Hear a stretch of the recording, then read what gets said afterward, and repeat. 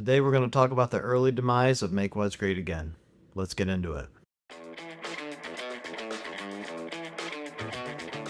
Hey, before we get started, do me a favor, hit that subscribe button as well as the notifications bell. That way you don't miss any content that's coming up here on the channel.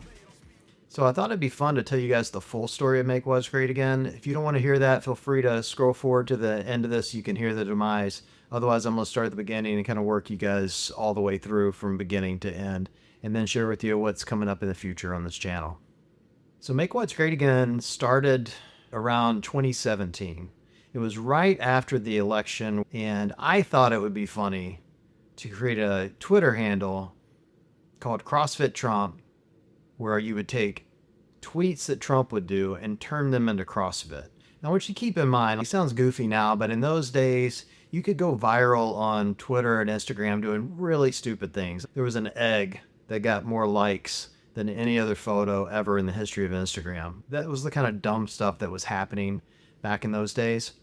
I thought, hey, maybe this will go viral. Trump's a big name and it'll be interesting and I can do some funny stuff with it.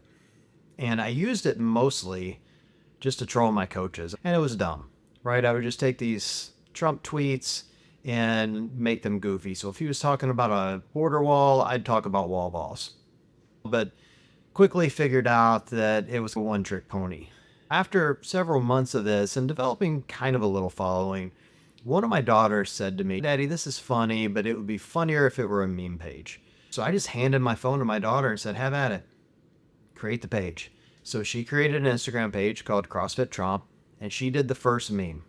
The first meme was basically a woman washing her eyes out, and the caption was, "When you see burpees on the whiteboard." So I started creating memes the way I wanted to, and this went on for probably 4 to 6 months with very little traction. I think I picked up maybe 300, maybe 400 followers in total. And then regionals came around. And I keep up with trends pretty well and who's with who does what. And one of the update shows for regionals was being hosted by Kayla Banfield. Now, I knew at the time from following that Kayla was dating James Newberry. And they had a contest on the update show that said if you hashtag update show, they may play your tweets and your memes. So I created a bunch of memes about James Newberry and the Australian contingent. Later that night, me and my youngest are sitting on the couch from watching the update show at this point, the recap show. And we're just barely paying attention. And all of a sudden I hear Kayla say, "Here's a tweet from CrossFit Trump."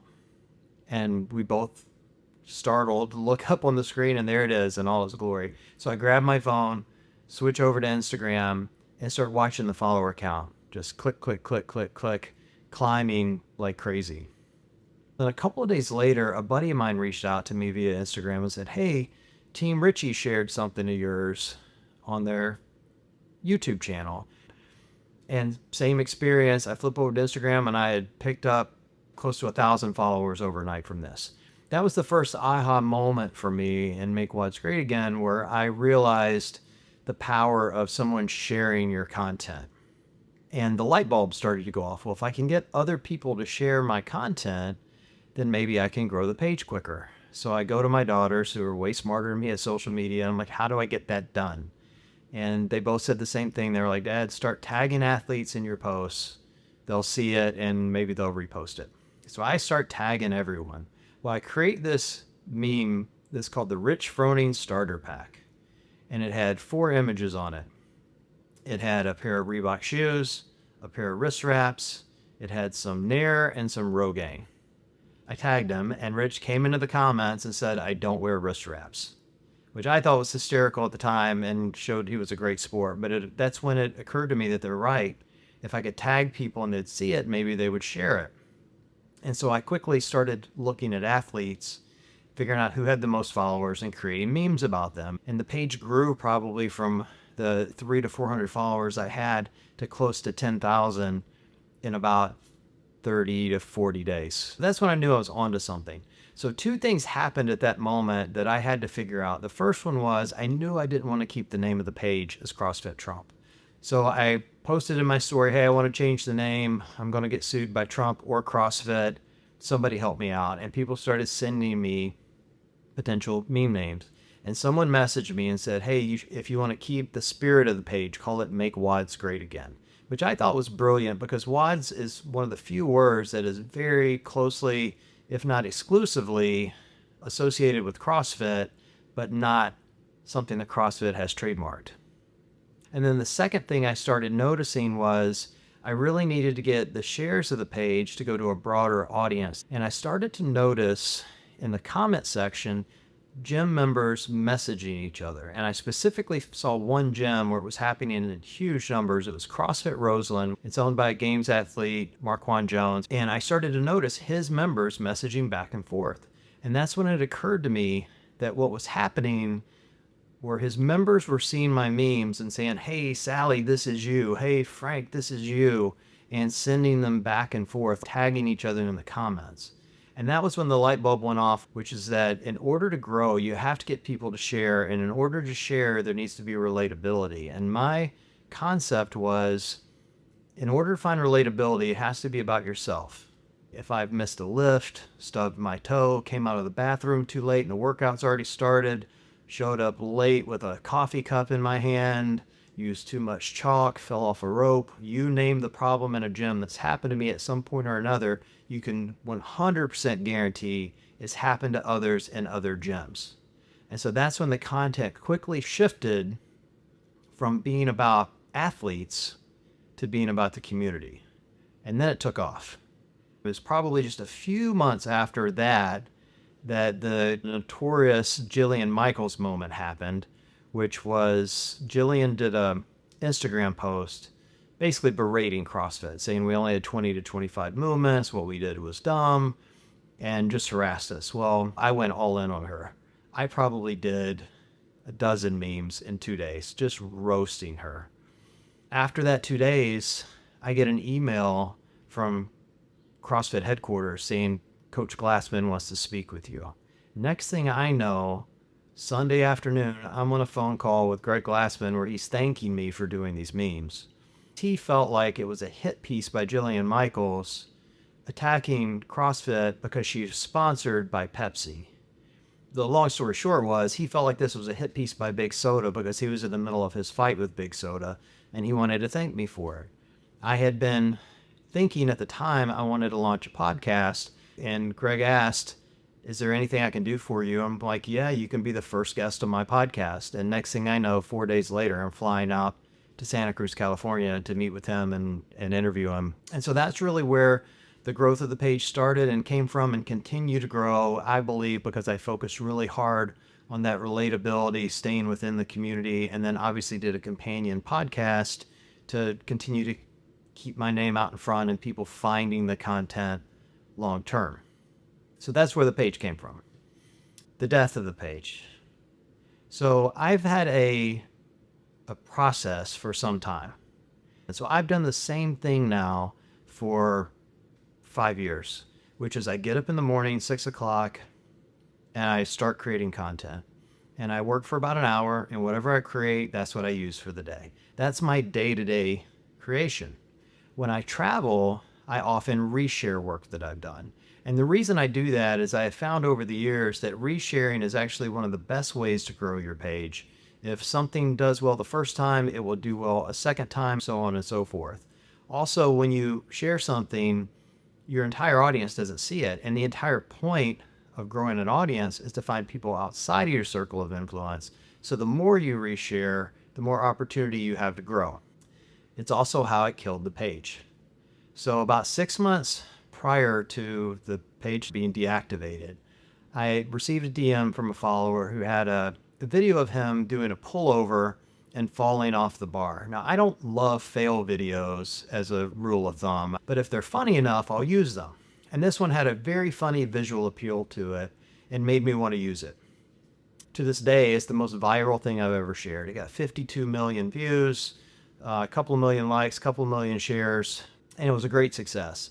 And I had reshared it a couple of times since then. Well, I went to Syndicate Crown, and as I do on those trips, I like to reshare a lot of content. So that Friday morning, I reshared that post.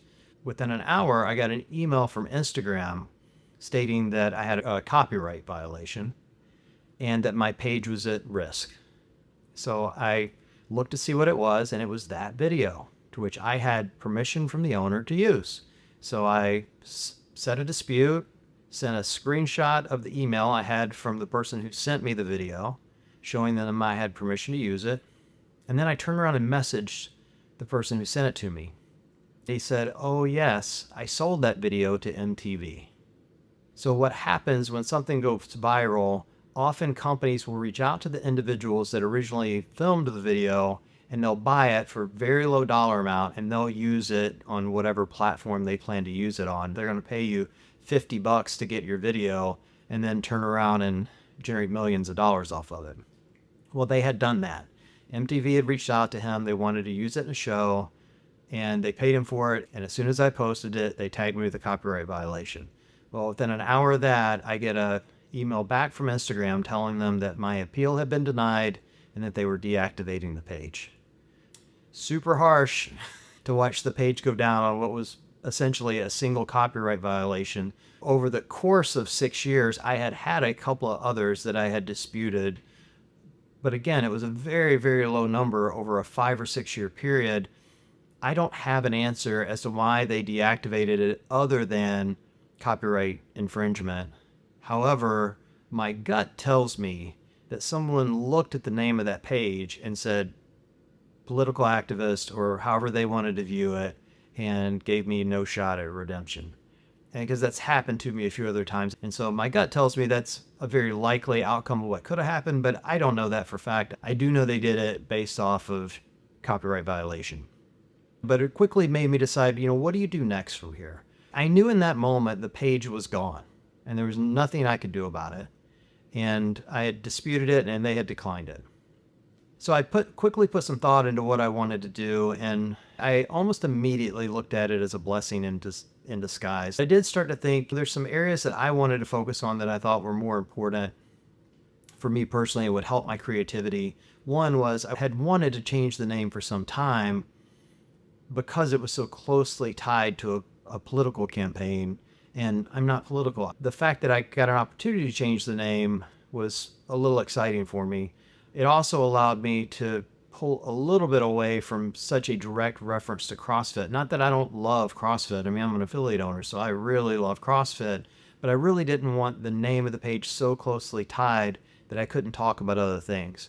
The last piece is I've wanted to have maybe a bigger voice within the community for some time, and I've wanted to launch a YouTube channel, but I wasn't quite sure how to do that in light of the meme page. So I really took this as an opportunity to reset and do something that I find more creative and more fun, which is to get to talk to you guys and share opinions and bring in thought leaders and poke at topics and get people to think.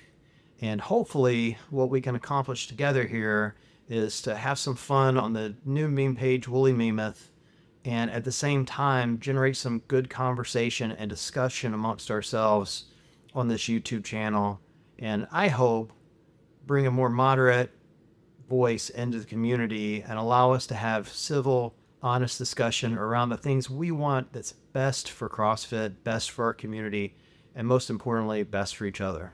So thanks for following. I appreciate you guys, and I'll see you here on the channel.